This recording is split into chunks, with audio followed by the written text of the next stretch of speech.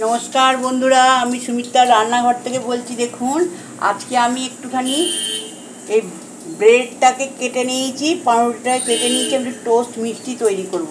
তার জন্য আমি কড়াই সসপ্যান বসিয়ে দিয়েছি। এর মধ্যে আমি একটুখানি রিফাইন তেল আমি একটু দিয়ে দিচ্ছি।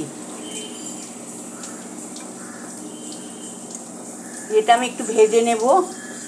আর দেখুন এখানে আমি চাশনি করার জন্য চিনি দিয়ে দিয়েছি। আমি এতে জল দিয়ে এটা তৈরি করতে বসাবো। একটা ছোট এলাচ দেবো, একটু জল দিয়ে এটা আমি চাশনিটা তৈরি করি।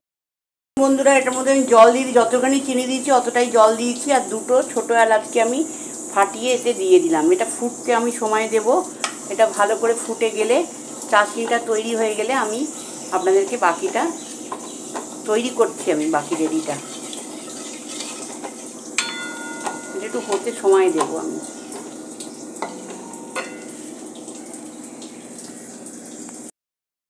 দেখুন বন্ধুরা এটা গরম হয়ে গেছে। এবার আমি এগুলোকে ভাজতে দিয়ে দিলাম।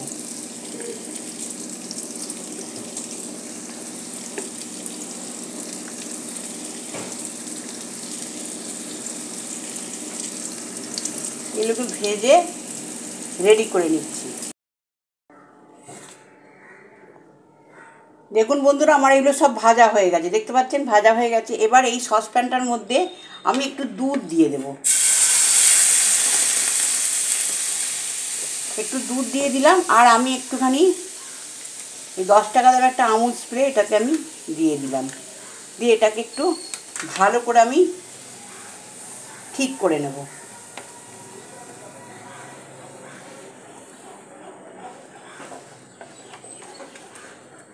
একটু জাস্ট চিনি দিয়ে দেবো, এতে অল্প একটুখানি চিনি দিয়ে দেবো।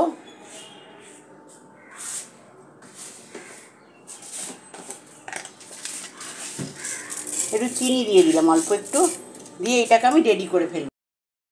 দেখুন বন্ধুরা যেগুলো ভেজে রেখেছিলাম সেগুলো আমি এর মধ্যে ঢেলে দিলাম, এই চাশনিটার ভেতরে ঢেলে দিলাম।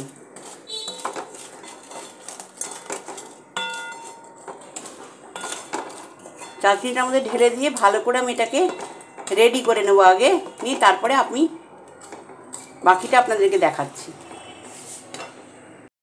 বন্ধুরা এবার আমি এটা প্লেটে সাজিয়ে নেব। প্লেটে সাজিয়ে নেবার এই দেখুন আমার এই দুধের মালাইটা হয়ে গেছে। এবার এটাকেও রেডি করে নেব। দেখুন বন্ধুরা এটা তুলে নিয়েছি। এবার কিন্তু আমি এই মালাইটা এর উপর দিয়ে আস্তে আস্তে আমি ঢেলে দিচ্ছি।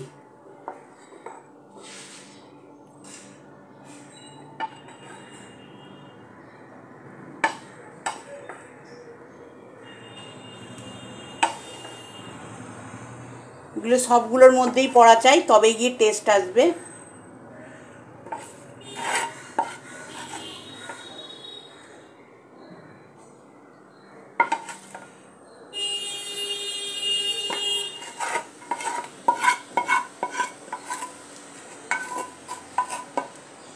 দেখতে পেলেন বন্ধুরা